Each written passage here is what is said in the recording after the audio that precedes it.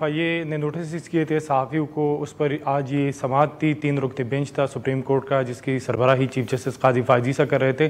और आज हमने देखा कि काजी फ़ायज़ ईसा इंतहाई बरहमी में नज़र आए, न सिर्फ IG इस्लामाबाद अकबर नासिर खान साहब पर, बल्कि इसके साथ साथ FIA एहलकारों के ऊपर भी वो बरहम नज़र आए। उन्होंने IG इस्लामाबाद से पूछा कि मतीउल्लाह जान को अगवा किया गया, एक सहाफ़ी को जो है वो गोलियाँ मारी गई, उस वाक़े की रिकॉर्डिंग मौजूद है। आपने 4 साल गुजरने के बावजूद अब तक जो मुलजिमान हैं उसको गिरफ़्तार नहीं किया, जिस पर IG इस्लामाबाद जो है उन्होंने कहा कि वक्त चाहिए। तो उन्होंने कहा कि क्या आपको 4 सदियाँ चाहिए।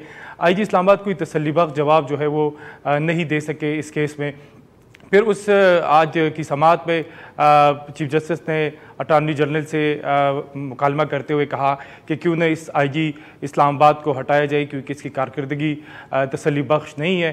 फिर चीफ जस्टिस साहब के इल्म में आया कि सहाफ़ी यूट्यूबर असद तूर को भी गिरफ़्तार किया गया, जिस पर चीफ जस्टिस काजी फ़ायज़ ईसा ने पूछा कि असद तूर को क्यों गिरफ़्तार किया गया है।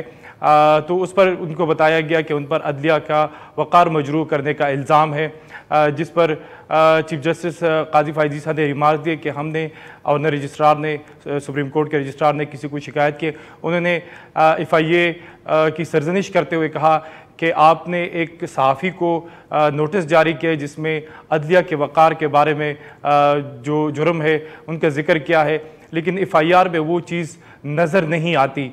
तो ये आप सुप्रीम कोर्ट के कंधे पर बंदूक रखकर सुप्रीम कोर्ट को इस्तेमाल कर रहे हैं।